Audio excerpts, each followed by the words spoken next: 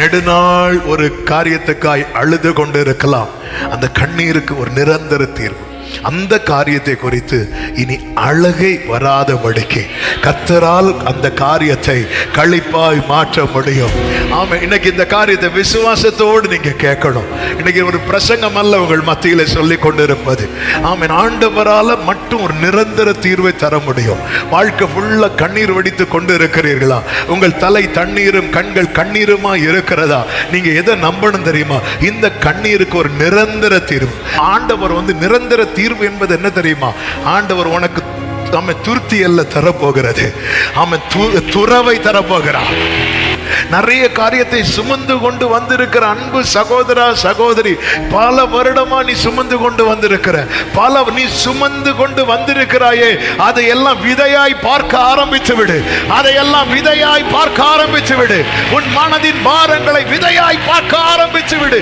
நிந்தையின் வார்த்தை, பரியாசத்தின் வார்த்தை, சாப வார்த்தைகளை சுமந்து கொண்டு தேவ சமூகத்தில் வந்திருக்கிற உள்ளமே, இன்னைக்கு நீ கர்த்தருடைய வார்த்தைகளை, இந்த நன்மைகளை சுமந்து கொண்டு வீட்டுக்கு போ.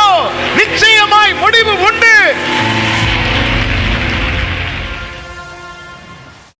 கண்ணீருக்கு நிரந்தர தீர்வு. ஏசாயா 30:19. ஏசாயா 30வது அதிகாரம் 19வது வசனம். சீயோனை சேர்ந்த ஜனங்கள் எருசலேமில் வாசமாய் இருப்பார்கள். இனி நீ அழுது கொண்டிராய். உன் கூப்பிடுதலின் சத்தத்துக்கு அவர் உருக்கமாய் இறங்கி அதை கேட்ட உடனே அவர் மறு உத்தரவு அருளுவார். ஹல்லேலூயா. நெடுநாள் ஒரு காரியத்துக்காய் அழுது கொண்டு இருக்கலாம். அந்த கண்ணீருக்கு ஒரு நிரந்தர தீர்வு. அந்த காரியத்தை குறித்து இனி அழுகை வராதபடிக்கு கர்த்தரால் அந்த காரியத்தை களிப்பாய் மாற்ற முடியும். ஆமா, இன்னைக்கு இந்த காரியத்தை விசுவாசத்தோடு நீங்க கேட்கணும். இன்னைக்கு ஒரு பிரசங்கம் அல்ல உங்கள் மத்தியில சொல்லி கொண்டிருப்பது. ஆமா, ஆண்டவரால மட்டும் ஒரு நிரந்தர தீர்வை தர முடியும். வாழ்க்கை ஃபுல்லா கண்ணீர் வடித்து கொண்டு இருக்கிறீர்களா? உங்கள் தலை தண்ணீரும் கண்கள் கண்ணீருமா இருக்கிறதா? நீங்க எதை நம்பணும் தெரியுமா? இந்த கண்ணீருக்கு ஒரு நிரந்தர தீர்வு. ஆமா, சில கண்ணீர் பாருங்க, நம்ம அழுவோம், கொஞ்ச நாள் அழுகை இல்லாம இருக்கும், மீண்டும் அழுக வரும். இன்னைக்கு அநேகருடைய கண்ணீரின் பள்ளத்தாக்கு என்பது இப்படிதான் இருக்கிறது. அந்த கண்ணீரின் பள்ளத்தாக்கை கடக்கும் வரைக்கும் எப்போ அழுக வரும்னு தெரியாது. அது சில நேரத்தில் சில டைம் இந்த கம்பெனில எல்லாம் ஷிஃப்ட் வச்சு டியூட்டி கொடுப்பாங்க. பார்த்துருக்கீங்களா?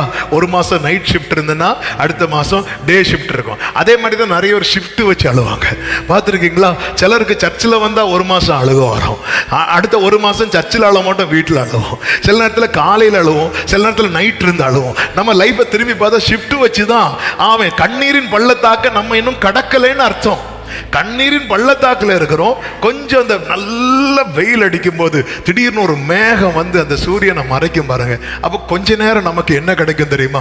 ஒரு நிழல் கிடைக்கும். அப்படியே இருக்கும்போது அந்த மேகம் பாய் சொல்லிட்டு போயிடும். அப்போ திடீர்னு அடுத்த வெயில் திரும்பியும் அடிக்கும் போது இன்னும் கஷ்டமா இருக்கும். அதோ நிழல் வந்துட்டு திரும்ப ஒரு வெயில் அடிக்கும் தெரியுமா? அசாமுக்கு போறதுக்கு முன்னாடி இதே சூட்டில் தான் இருந்தோம். அதே சூட்டில் தான் இருந்தோம், வேற ஒன்றும் இல்லை. அசாமில் போய் 3 வருஷம்லாம் இருக்கல, 3 நாள் தான் இருந்தேன். 3 நாள் நல்ல குளிர், மழை, பெரிய பிளாங்கெட்லாம் போட்டுட்டு மூடிட்டு தான் தூங்க முடியும். 3வது நாளில் அதே வெயில் தான் தொடர்கிறது. ஆனால் இறங்கி எல்லாமே கொலாப்ஸ் ஆன மாதிரி தாங்க முடியும். ஏன்னா கொஞ்ச நேரம் நமக்கு என்ன கிடைச்சி தெரியுமோ? ஒரு குளிர் கிடைச்சிது. அதுக்கப்புறம் திருப்பியும் அதே வெயில், அதே தாக்கம். இதே போல் இது தாண்டது வர அப்போ ஒரு நிரந்தர கண்ணீருக்கு பதில் கிடைச்சிது. இப்போ கொஞ்சம் பரவாயில்ல. அவன் புருஷன் அடிச்சுட்டே இருந்தாங்கன்னு சொன்னீங்கல்ல சிஸ்டர், இப்போ அவர் அடிக்கல, இப்போ நான் தான் அடிக்கிறேன். இப்போ கொஞ்சம் பரவாயில்ல, இப்போ அப்படியே போகுது. திருப்பியும் பிரச்சனை வரும். சிலருக்கு சில வியாதி டிசம்பர்ல தான் வரும். பார்த்துருக்கீங்களா? அதாவது ஒரு நிரந்தர தீர்வு இல்லை. இங்கே ஆண்டவர் நீ அழுது கொண்டிராயின்னு சொல்லாம இனி என்கிற ஒரு வேர்டு அங்க கொண்டு வைக்கிறார். அதன் அர்த்தம் என்ன? நீ எதுக்கு இத்தனை காலம் அழுதாயோ அதுக்கு ஒரு நிரந்தர சொல்யூஷனை கர்த்தர் தந்து விட்டார். ஆகார் என்ன சொல்லி அழுதா தெரியுமா? பிள்ளை சாகிறத பார்க்க மாட்டேன். ஏன்னா அவளுக்கு என்ன கிடைக்கல? தண்ணி கிடைக்கல. அதன் பிறகு ஆகார் வாழ்நாள் ஃபுல்லா எதுக்கு அழல தெரியுமா? தண்ணீருக்கு அழல. அதனாலதான் ஆண்டவர் நிரந்தர தீர்வு என்பது என்ன தெரியுமா? ஆண்டவர் உனக்கு துருத்தி அல்ல தரப்போகிறது, துறவை தரப்போகிறார். ஆமென். ஆபிரகாம் கொடுத்தது என்ன தெரியுமா? ஆபிரகாம் ஒரு தீர்வை கொடுக்கிறான், கர்த்தர் ஒரு நிரந்தர தீர்வை கொடுக்கிறார். ஆபிரகாம் துருத்தியை கொடுத்தான், ஒரு 3 நாளைக்கு ஓடும். ஆண்டவர் வந்து துறவை கொடுக்கிறார். இன்னைக்கு அந்த துறவுல தண்ணி வந்துட்டு தான் இருக்கிறது. என் கண்ணீருக்கு நிரந்தர தீர்வு. சத்தம் ஆமென் சொல்லுங்க பார்க்கலாம். நமக்கு கண்ணீர் என்றாலே நமக்கு நினைவில் முதல்ல வரக்கூடியது ஒண்ணு ஆகார், இன்னொன்னு யாரு தெரியுமா? அண்ணா. என்ன அழகா சொல்றீங்க, அண்ணாள். அப்போ இந்த பேதுரு தாவீது அழுததெல்லாம் உங்களுக்கு கண்ணிலே வராது, அப்படிதானே? அவங்களுக்கு பெண்கள் தான் வரும், நமக்கும் அவங்கள தான் ஞாபகத்துக்கு வருது. ஆமென். இந்த அண்ணாளை நீங்க பாத்தீங்கன்னா, அண்ணாளுடைய கண்ணீரை குறித்து சொல்லப்பட்டிருக்கிறது 1 சாமுவேல் 1:7.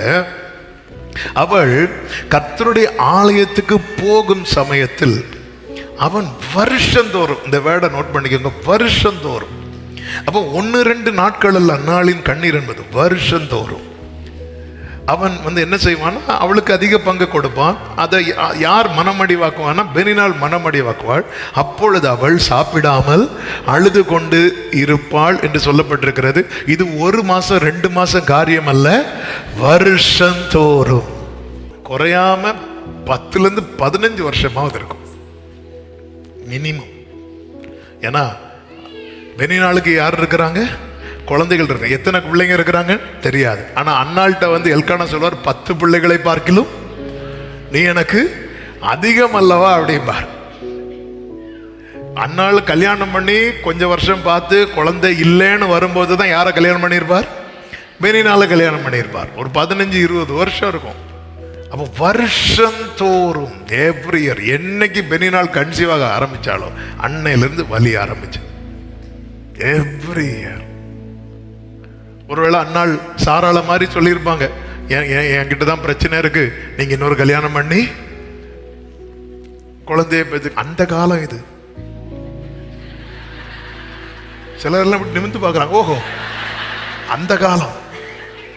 ஆமே, இந்த காலத்துல ஒன்னே சமாளிக்க முடியல. ஆமே, அந்த காலம் இது. வருஷந்தோறும் அழுது கொண்டிருக்கிறார் எவ்ரி இயர். இவ அழுகைக்கு காரணம் என்ன? வேதம் சொல்கிறது, கர்த்தர் அவள் கற்பத்தை அடைத்தார். கர்த்தர் உன்னை அடைச்சதுனாலதான் நீ அழுறேனா, அதுக்கு ஒரு சொல்யூஷன் ஏற்கனவே செட் பண்ணி வச்சிருக்க. சத்தமா ஒரு ஆமேன்னு சொல்லுங்க பார்க்கலாம். ஆண்டவர் இந்த வார்த்தையை எப்படி எழுத வைத்தார்? கர்த்தர் உன் கற்பத்தை அடைத்து வைத்ததினால்தான் இந்த கண்ணீரானால் நிச்சயம் உன் அழுகை மாறும்படியான நாட்களை கர்த்தர் குறித்து வைத்திருக்கிறார். சங்கீதம் 126 4, 5, 6 வசனங்களிலே சங்கீதக்காரன் இப்படி செபிக்கிறான், கர்த்தாவே தெற்கத்தி வெள்ளங்களை திருப்புவது போல எங்கள் சிறையிருப்பை திருப்போம். கண்ணீரோடு விதைக்கிறவர்கள் கம்பீரத்தோடு அறுப்பார்கள். அள்ளி தூவும் விதையை சுமக்கிறவன் விதைக்கிறதுக்கு முன்னாடி அவனை யாரா மாத்துறார் தெரியுமா? சுமக்கிறவனா மாத்துறார். சுமக்கிறவன் அழுது கொண்டே போகிறான். அவன் எது வரைக்கும் அழுது கொண்டே போவான் தெரியுமா? அதை விதைக்கிறது வரைக்கும். நிறைய காரியத்தை சுமந்து கொண்டு வந்திருக்கிற அன்பு சகோதரா சகோதரி, பல வருடமா நீ சுமந்து கொண்டு வந்திருக்கிற, நீ சுமந்து கொண்டு வந்திருக்கிறாயே, அதையெல்லாம் விதையாய் பார்க்க ஆரம்பித்து விடு. அதையெல்லாம் விதையாய் பார்க்க ஆரம்பித்து விடு. உன் மனதின் பாரங்களை விதையாய் பார்க்க ஆரம்பித்து விடு. ஆமென். சுமந்து கொண்டு அழுது கொண்டே போகிறான். ஆனாலும் தான் அறுத்த அரிகளை சுமந்து கொண்டு, ஆமே, வேதனையை சுமக்கிறவங்களை நன்மையை சுமக்க வைப்பார். திரும்பி வருவார். சத்தம் ஆமென் சொல்லுங்க பார்க்கலாம். பெனினாளின் வார்த்தையை சுமந்து கொண்டு ஆலயத்துக்கு போனவளை கர்த்தரின் வார்த்தையை சுமந்து கொண்டு வீட்டுக்கு போக வைத்த கர்த்தர் இன்னைக்கு உயிரோடு இருக்கிறார். நிந்தையின் வார்த்தை, பரியாசத்தின் வார்த்தை, சாப வார்த்தைகளை சுமந்து கொண்டு தேவ சமூகத்தில் வந்திருக்கிற உள்ளமே, இன்னைக்கு நீ கர்த்தருடைய வார்த்தைகளை, இந்த நன்மைகளை சுமந்து கொண்டு வீட்டுக்கு போ. நிச்சயமாய் முடிவு உண்டு. ஹalleluya. இன்னைக்கு என்ன பிரச்சனை அப்படின்னா, ஆலயத்துக்கு பெனினாளுக்கு வார்த்தையை சுமந்து கொண்டு வந்துட்டு போகும்போதும் பெனினாளுக்கு வார்த்தையே எடுத்துட்டு போகும். ஆமென். ஒரு மணிக்கூர் இருந்து கர்த்தருடைய வார்த்தையை கேட்டாலும் திரும்பி போகும்போது யாராவது ஒருத்தங்க சர்ச்சில், ஆனாலும் சிஸ்டர் நீங்க என்ன இப்படி ஏதாவது ஒன்று போட்டா அந்த போட்டது தான் மைண்ட்ல இருக்கும்.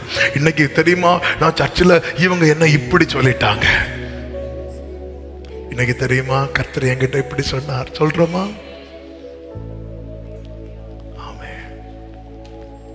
பெனினாளின் வார்த்தையை தாங்க முடியாம சுமந்துட்டு வாரா, சுமந்து கொண்டு ஆண்டு சுமத்துல வச்சுட்டா. கர்த்தருடைய வார்த்தை வருது, அதை தூக்கிட்டு போறா.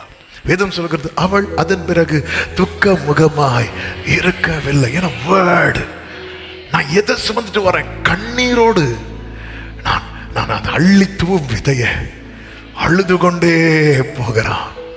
ஆனாலும் தான் அறுத்த அரிகளை சுமந்து கொண்டு கம்பீரத்தோடு வார்த்தையை சுமக்கிறவன் எப்படி வருவான் தெரியுமா? ஆமே ஆமே ஹல்லேலூயா ஆமே. அள்ளி தூவும் அழுது கொண்டு தேவ சமூகத்துல பூனையா வர்றவன் புலியா திரும்ப போவான். ஹல்லேலூயா ஆமே. அழுது கொண்டு, என்ன இப்படி சொல்லிட்டாங்க அப்படி சொல்லி எல்லாம் அழுது கொண்டுதான் உள்ள வரான். ஆமென். சனகரீப் சொன்ன வார்த்தையை கேட்டு அழுது கொண்டு தேவ சமூகத்தில் எசேக்கியா ராஜா வாரார். திரும்ப என்ன வேடோட திரும்பி போனார் தெரியுமா? யாக்கோபு கீழே வேர் பற்றி இஸ்ரவேல் பூத்து ஆமென் உலகத்தை பலனால் நிரப்பு நாட்டு திரும்பி கம்பீரத்தோடு போறான். ஆமென் சொல்லுங்க பார்க்கலாம். கர்த்தருக்கு மகிமை உண்டாவதாக. கர்த்தர் அன்னாளுக்கு அப்படி ஒரு நிரந்தர தீர்வை கொடுக்கிறார். காரணம் என்ன? அவ வேதனை எல்லாம் தேவ சமூகத்துல அள்ளி தூவிட்டு அவர் கட்டி வைத்திருக்கிற அந்த அரிக்கட்டு இருக்குல்ல, அதை அப்படியே தூக்கிட்டு கம்பீரத்தோடு வீட்டுக்கு போய் இருக்கும் போது திருப்பியும் அந்த பெனினாள் கிண்டல் பண்ணாம இருப்பாங்க? கிண்டல் பண்ணுவாங்க. ஏன்னா இப்போ அந்த வேர்டு உள்ள போகாது. ஏன்னா ஆல்ரெடி வேற வேர்டு உள்ள போயிட்டு. ஆமென் சொல்லுங்க பார்க்கலாம். ஆமே. கர்த்தருடைய வார்த்தை உங்கள் இருதயத்தை நிரப்பி இருக்குமானால் மனிதர்களுடைய வார்த்தைக்கு உங்களுக்குள்ளே இடம் இருக்காது. இன்னைக்கு நமக்கு ரொம்ப விசாலமான இடம் இருக்கிறது. சர்ச்சில் உட்கார இடம் இல்லை, ஆனால் சர்ச்சில் உட்கார்ந்து இருக்கிறவர்களுக்குள்ளே இடம் இருக்கிறது. ஆமே. புரியலையா? வீட்டில் போய் திருப்பி கேளுங்க, புரியும். இனி நான் இதை எக்ஸ்பிளைன் பண்ணி 2 மணிக்கு ஆகி இன்னைக்கு அப்படி ஒரு விசாலம் இருக்கிற, யார் என்ன சொன்னாலும் என் உள்ளத்துல அப்படியே ஆணி அடிச்சது போல தங்கும். அவங்க என்ன எப்படி சொல்றாங்க, இவங்க என்ன எப்படி பார்த்தாங்க, அவங்க என்ன எப்படி பண்ணாங்க, இவங்க என்ன எப்படி பண்ணாங்க. கர்த்தர் என்கிட்ட 1 மணிக்கு பேசுனாங்க, இதை பேசியிருக்கிறார் அதை பேசியிருக்கிறார். நீங்க இன்னைக்கு வீட்டுக்கு போகும்போது இதை பேசிட்டு போங்க. இன்னைக்கு வீட்டுக்கு போகும்போது இதை பேசிட்டு போங்க. நீங்க ரெண்டு பேரா போவீங்கல்ல, நாங்க போறதே அந்த கதை பேசுறதுக்கு. ஆமா. நான் போய் வசனம் பேசிட்டு இருந்தா நீ உங்களோட கட்டுப்போ, நீ வா, நீங்க எதை பேசிட்டு இன்னைக்கு நம்ம நீ என்ன சுமந்துட்டு வந்திருக்கிறீங்க, அதை விதைச்சாச்சா? அவர் சொன்ன, என் இருதயத்தை நான் உங்க சமூகத்துல ஊட்டிட்டேல. இப்ப ஏலி சொல்றார், கர்த்தர் ஒரு விண்ணப்பத்தை அங்கீகரிப்பார், வாய்க்க பண்ணுவார். நீ திரும்பி போகும்போது இன்னைக்கு அரிக்கட்டோட தான் போகணும். ஒரு போவாசே சில கதிர்களை ரூத்துக்காய் சிந்த விடுவாருண்டா. இன்னைக்கு கர்த்தர் இந்த ஜெபம் ஆரம்பிச்சதுல இருந்து உங்களுக்கான கதிர்களை சிந்த விட்டு கொண்டிருக்கிறார். எல்லாத்தையும் எடுத்து ஆமென் சொல்லுங்க பார்க்கலாம். ஹல்லேலூயா ஆமென் சொல்லுங்க. ஒரு லேகியோன் வாலிபனை குறித்து சொல்லப்பட்டிருக்கிறது. இந்த அன்னாளை குறித்து அந்த வசனத்தை வாசித்து விட்டு போகலாம். 1 சாமுவேல் 2:1. அப்பொழுது அன்னாள் ஜெபம் பண்ணி, நான் வாசிக்கிறேன். சொல்லும் போது மட்டும் வாசிக்கணும். என் இருதயம் கர்த்தருக்குள் களி கூறுகிறது, என் கொம்பு கர்த்தருக்குள் உயர்ந்திருக்கிறது, களி கூறுகிறது, உயர்ந்திருக்கிறது. என் பகைஞரின் மேல் என் வாய் திறந்திருக்கிறது, உம்முடைய ரட்சிப்பினால் சந்தோஷப்படுகிறேன். என் பகைஞரின் மேல் என் வாய் திறந்திருக்கிறதுன்னு அதன் அர்த்தம் என்ன? இதுவரை அந்த வீட்டுல யார் பேசிட்டு இருந்தா, யார் பேசாம இருந்தா? பெரிநாள் பேசிட்டு இருந்தா, அன்னாள் பேசாம இருந்தா. இப்பொழுது யார் பேசுறா, யார் பேசாம இருக்கிறா? அப்போ பெரிநாள் வாய்ஸ் நின்று அன்னாள் பேசணும்னா, பெரிநாள் பேசும்போது அன்னாள் பேசக்கூடாது. இது பெரிநாளும் பேச, அன்னாலும் பேச, எல்கானா தூக்குல தொங்க. இது இப்படிதான் போயிட்டு இருக்கு. மொத்தத்துல இவ்வளவு பேசினா அவனும் பேசினான். உங்களுக்கு விரோதமா பேசு வார்த்தை வரும்போது நீங்க அழுங்க, தப்பு கிடையாது. ஆனா மாறி பேசாதீங்க. நாட்கள் வரும், பகைஞரின் மேல்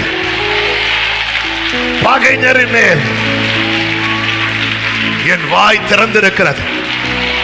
மௌனமா இருக்க வேண்டிய ஒரு காலம் உண்டு, பேச வேண்டிய ஒரு காலம் உண்டு. எத்தனை பேர் நம்புறீங்க கர்த்தர் என்னை பேச வைப்பார்? நம்புறவங்க நல்ல கரங்களை தட்டி. ஆமா, அது பெனினால் பேசும்போது இவ்வளவு பேச, இப்படி ரெண்டு பேரும் பேசினா எல்கானா இருந்து அழுதுட்டு இருக்கணும். ஆமே இல்ல, பெனினால் பேசும்போது அண்ணாள் அமைதியா இருக்கிறார்.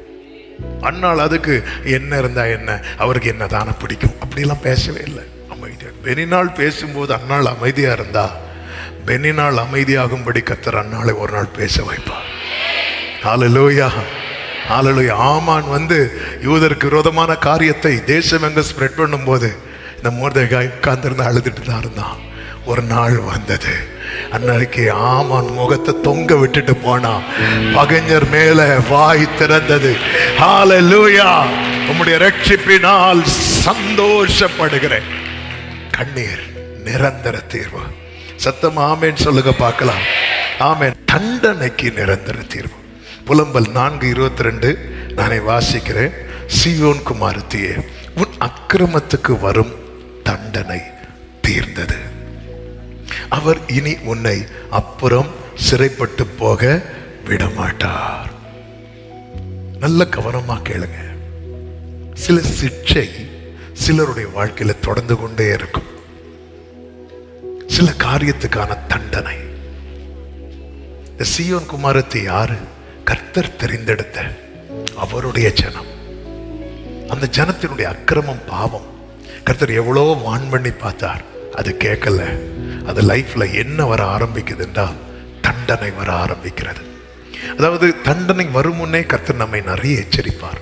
ஆனா தண்டிக்கப்பட ஆரம்பிக்கப்பட்ட பிறகு சில பார்த்துருக்கீங்களா, அடி மேல அடி, பிரச்சனை மேல பிரச்சனை, தலைமுறைக்கும் சில காரியங்கள் தொடர்ந்துட்டு இருக்கும்.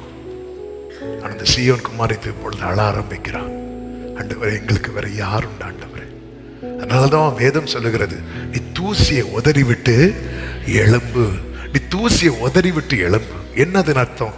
தூசி உன்னில் இறக்கும் வரைக்கும் தண்டனை தொடர்ந்து கொண்டுதான் இருக்கும். தண்டனைக்கு நிரந்தர தீர்வு உண்டு.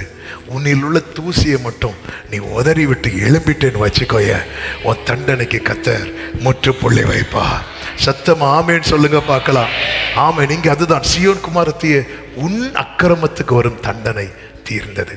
அவர் இனி உன்னை அப்புறம் சிறைப்பட்டு போக, அது அப்புறம், அதாவது சமூகத்தை விட்டு எங்கேயோ போகிற நிலைமை, சிறைப்பட்டு போக விட மாட்டார். ஒருத்தங்க தேவ சமூகத்துல நிக்க முடியாம போறாங்க தெரியுமா, அது அவங்க மேல விழுந்த தண்டனை. இந்த இஸ்ரவேலின் ராஜாவுக்கு, இந்த எருசலேமின் ராஜாவுக்கு என்ன தெரியல அப்படின்னா, பாபிலோனின் கை நம்ம மேல ஓங்கி இருக்கிறது தெரியாம இருந்துச்சு. எப்போ தெரிய வந்துச்சு தெரியுமா? கண்ணன் நோண்டும் போது தெரிய வந்துச்சு. அவன் கண்ணுக்கு முன்னாடி பிள்ளைகளை கொன்னா பாருங்க, தெரிய வந்துச்சு. எருசலேமை தீட்டு கொளுத்துனா பாருங்க. நம்ம நல்லா இருக்கும் போதே சத்துரு முற்றுகை போடுறானாலே வார்னிங் வந்துட்டே இருக்கும். ஆனா நம்ம கிட்ட தூசி, அழுக்கு, பாவம் இருக்கிறது வரைக்கும் தண்டனை நெருங்கி கொண்டே இருக்கும். நம்ம எந்த அளவுக்கு சுத்திகரிக்கப்படுகிறோமோ அந்த அளவுக்கு தண்டனை தூரமாகும். எந்த அளவுக்கு நம்ம அசுத்தத்தில் காணப்படுகிறோமோ அந்த அளவுக்கு தண்டனை நெருங்கி கொண்டே இருக்கும். எனவே தான் ஒரு தேவ பிள்ளை கழுவப்பட வேண்டியது, சுத்திகரிக்கப்பட வேண்டியது மிக மிக அவசியம். இந்த வசனம் என்கிற கண்ணாடிக்கு முன்னாடி டெய்லி நம்ம நின்று பார்க்கணும். நம்ம நம்மளை வைக்கணும். நம்ம ஈஸியா இன்னொரு ஆளை குற்றப்படுத்துகிறோம். உன் கண்ணில் நீ ஒரு பெரிய பீமை வச்சுட்டு, ஒரு பெரிய தூணை வச்சுட்டு, உன் சகோதரன் கண்ணில் இருக்கிற துரும்ப பார்க்கறத முதல்ல நிறுத்து. உன்னிலையே பாரு. நீ பாரு, என் குடும்பத்துக்கு தண்டனை பக்கத்தில் இருக்கிறதா, தூரமா இருக்கிறதா? என்னை விட்டு கர்த்தர் போயிட்டாருன்னா தண்டனை வந்து சேரும். என் கூட கர்த்தர் இருப்பாருன்னா சத்துரு சிதறண்டு ஓடுவார். சத்தமா ஒரு ஆமேன்னு சொல்லுங்க பார்க்கலாம். எனவே நிரந்தர சீயோன் குமாரத்தியே, உன் வாழ்க்கையில் இந்த தண்டனைக்கு முற்றுப்புள்ளி வைக்க கர்த்தர் விரும்புகிறார். ஏதோம் குமாரத்தியே, உன் அக்கிரமத்தை அவர் விசாரிப்பார், உன் பாவங்களை. ஏதோம் என்பது எதனுடைய வம்சம் தெரியுமா? ஏசாவை நான் வெறுத்தேன், யாக்கோபையோ நான் சிநேகித்தேன். அப்ப யாக்கோபின் வம்சம் என்று அழைக்கப்படுகிறது தான் சீயோன் குமாரத்தி என்று சொல்லப்படுகிறது. அப்போ தேவன் நம்மை நேசிக்கிறார். ஆனாலும் அவர் நியாயாதிபதியாய் வெளிப்படும் போது சில சிக்ஷைகளை அவர் அனுமதிக்கிறார். தகப்பன் சிட்சியாத புத்திரன் உண்டோ? ஆமே, கர்த்தர் யாரை சேர்த்து கொள்ள விரும்பும். ஆனால் அந்த தண்டனை நம்மளால, சின்ன தண்டனை கூட, இமைப்பொழுது அவர் முகத்தை மறைத்தால் கூட நம்மளால தாங்க முடியாது. நம்ம துடிக்க ஆரம்பிச்சிருவோம். இமைப்பொழுது சிலுவையிலே கைவிடப்பட்டவர் யார் தெரியுமா? என் இயேசு. அந்த இமைப்பொழுது கைவிடப்பட்ட நிலையில் கூட ஆமேன் அவர் எப்படி துடிச்சார் பார்த்தீங்களா? என் தேவனே, என் தேவனே, ஏன் என்னை கைவிட்டீர்? ஆண்டவர் நம்மை கைவிட்டார். இதுதான் பிரச்சனை, நம்மளால தாங்கவே முடியாது. எனவே நம்மில் படிந்திருக்கிற தூசியை உதறிவிட்டு வேண்டாம் வேண்டாம், கர்த்தர் நமக்கு வாழ்வை வைத்திருக்கிறார். ஆமா, எந்த ஒரு தகப்பனாவது பிள்ளைய அடிச்சு சிரிப்பானா அப்படின்னு பார்த்தா இல்லை. பிள்ளை தப்பு பண்ணா கோபம் தாங்க முடியாம திட்டுவாங்க, அடிப்பாங்க.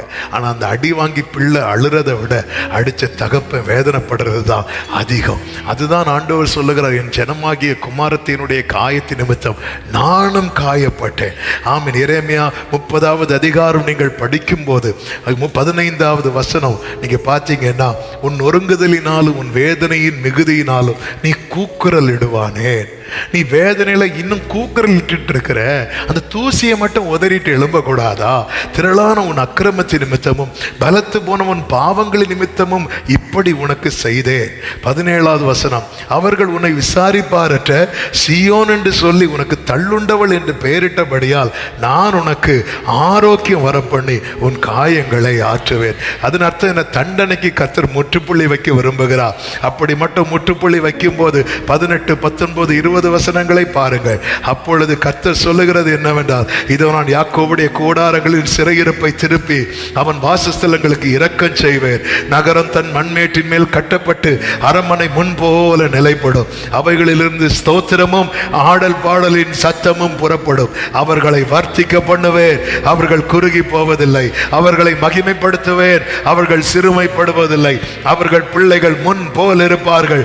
அவர்கள் சபை எனக்கு முன்பாக திடப்படும். அவர்களை ஒடுக்கின யாவரையும் தண்டிப்பேன். கைகளை உயர்த்தி ஆமேன் சொல்லுங்க பார்க்கலாம். கண்ணீருக்கு முற்றுப்புள்ளி வைக்கும் போது நம் வாய் பகைவர் மேல உயரும். நம்முடைய சாட்சி தொனிக்கப்படும், நம்முடைய சாட்சி கேட்கப்படும்.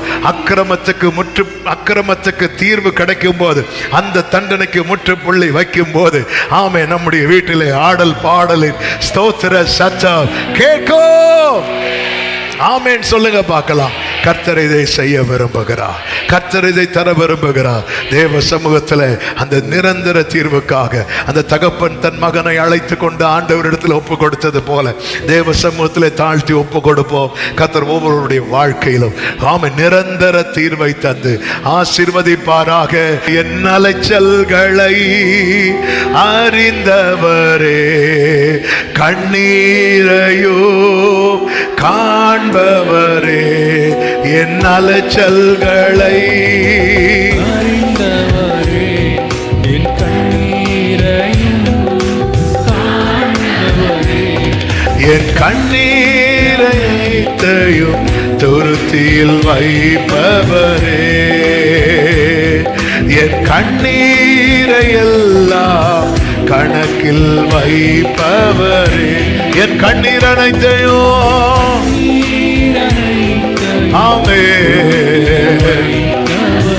உடரா கரா லரா தரா லரா டரா லரா. நான் பயப்படும் நாட்களில், நான் பயப்படும் நாட்களில்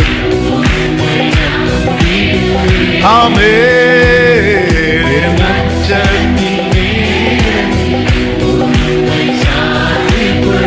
ஓ ஹalleluya. நான் பயப்படும் நாட்களில் glory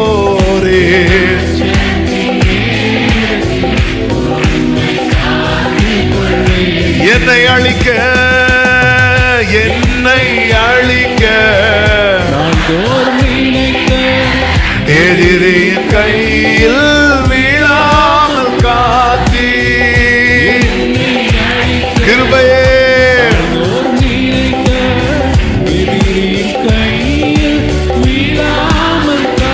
ஆமென். சத்துருக்கள் முன்பு பந்தியை வைத்து எண்ணெயினாலே அபிஷேகம் செய்தே.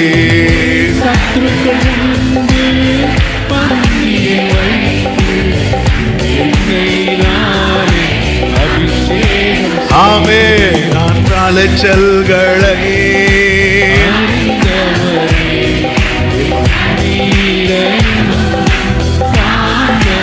ஆமென். என் அலைச்சல்களை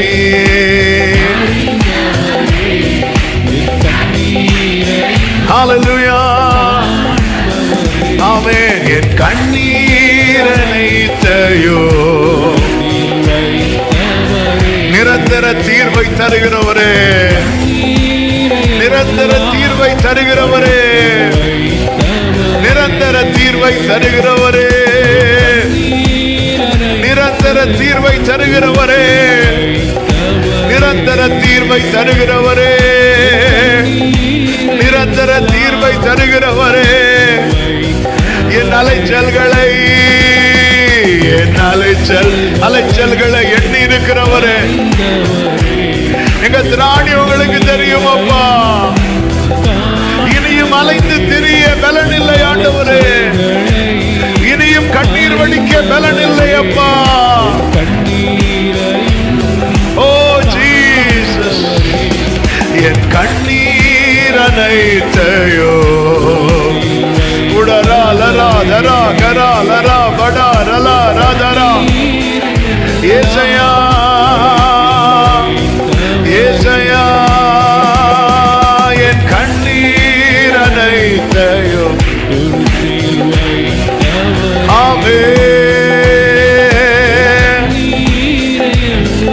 நல்ல கரங்களை தட்டி ஆண்டவருக்கு மகிமை செலுத்துவோமா. கர்த்தர் உனக்கு ஒரு வீட்டை உண்டு பண்ணுவா. கர்த்தர் உன் கண்ணீரை களிப்பாய் மாற்றுவா. உன் அலைச்சல்களுக்கு முற்றுப்புள்ளி, தண்டனை அப்புறப்படுத்துவா. உன் வீட்டுல மறுபடியும் ஆடல் பாடல் சத்தம் கேட்கும், ஸ்தோத்திர சத்தம் கேட்கும், துதியின் சத்தம் கேட்கும்.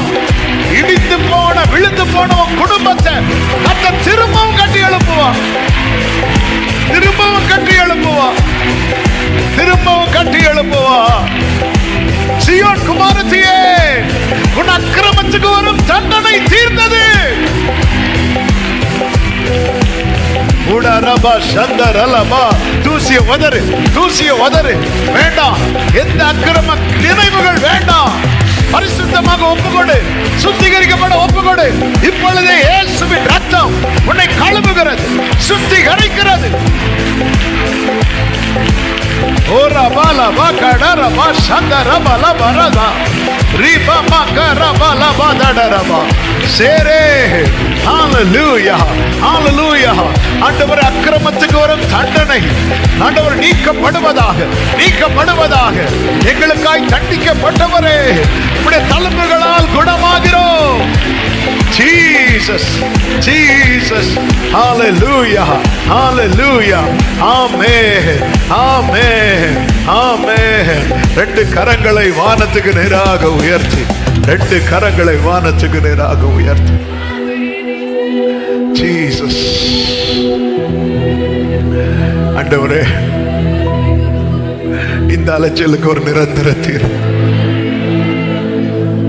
இந்த கண்ணீருக்கு ஒரு நிரந்தர தீர்வு, இந்த தண்டனைக்கு ஒரு நிரந்தர தீர்வு உங்களால மட்டும்தான் தர முடியும். நீங்க தான்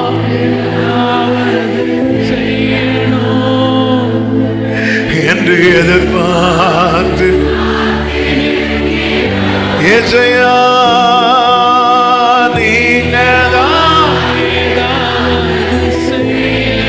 நீங்கதான்ப்பா என்று எதிர்பார்த்து காத்து நிற்கிறோ.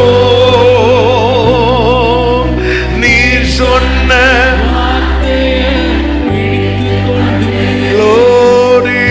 நீர் சொன்ன ஆமென். உங்க முகத்தையே ஹalleluya, உங்க முகத்தையே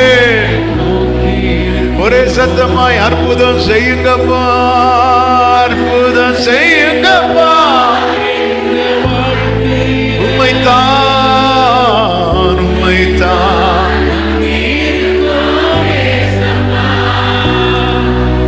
அற்புதம் செய்யுங்கப்பா எங்க வாழ்க்கையில. உம்மைத்தான் லோரே, உம்மைத்தான் நம்பியிருக்கிறோம். உம்மையன்றி யாரும் இல்லையம்மா, உம்மைத்தான் நம்பியிருக்கிறோம்.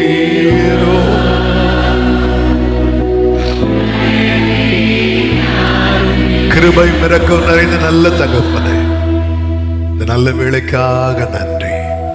உங்க சமூகத்தில் எங்களை கொண்டு வந்தீர். பாட, துதிக்க, ஆராதிக்க, ஜெபிக்க கிருபை செய்தீர். எங்களோடு பிரத்யட்சமாய் பேசினீர். உங்களால மட்டும்தான் எங்க எல்லா அலைச்சல்களுக்கும், கண்ணீருக்கும், தண்டனைகளுக்கும் ஒரு நிரந்தர தீர்வு தர முடியும் ஆண்டவர். அதை நீர் தருவீர் என்று நம்பி உடைய சமூகத்தில் எங்களை, எங்கள் குடும்பங்களை, சபையை முழுவதுமாய் பாதத்தில் வைக்கிறோம். அந்த மகனுக்கு நீங்க சொன்னீங்களே, அவனுக்கு ஒரு விடுதலை கொடுக்க, அவனை அலைக்கழித்த ஆவியை பார்த்து சொன்னீரே, இவனை விட்டு புறப்பட்டு போ, இனி ஒரு காலம் இவனுக்குள் வராதே என்று. அப்படிப்பட்ட ஒரு நிரந்தர தீர்வு, ஒரு நிரந்தர தீர்வு, ஒரு நிரந்தர தீர்வு இயேசு கிறிஸ்துவின் நாமத்திலே ஒவ்வொருவருக்கும் கிடைப்பதாக இறங்குகிறோம். இறக்கத்துக்காய் கெஞ்சுகிறோம். இறங்குங்கப்பா, நீர் ஆளுகை செய்யும். ஒவ்வொருவர் மேலும் உங்க கிருபை இருக்கட்டும். சமாதானத்தோடு அனுப்பி சாட்சியாய் கொண்டு வார். கிருபை பெருகட்டும். உடைய நாமத்தை மகிமைப்படுத்தும். எல்லா கன மகிமை உமக்கே செலுத்துகிறோம். இரட்சகர் இயேசுவின் நாமத்தில் பிதாவே, ஆமென். சேர்ந்து சொல்லுவோம். என் ஆத்துமாவே கர்த்தரை ஸ்தோத்திரி, முழுவதுமே அவருடைய பரிசுத்த நாமத்தை ஸ்தோத்திரி. என் ஆத்துமாவே கர்த்தரை ஸ்தோத்திரி, கர்த்தர் செய்த சகல உபகாரங்களையும் மறவாதே. ஆமென். நம்முடைய கர்த்தராகிய இயேசு கிறிஸ்துவின் கிருபையும், பிதாவாகிய தேவனுடைய அன்பும், பரிசுத்த ஆவியானவருடைய ஐக்கியமும் சிநேகமும் பாதுகாவலும் நம் அனைவரோடும், எல்லா பரிசுத்தவான்களோடு கூட கர்த்தருடைய வருகை மட்டும் தங்கியிருப்பதாக. ஆமென். ஹல்லேலூயா. God bless you. கர்த்தர் உங்களை ஆசீர்வதிப்பாராக. ஆமென்.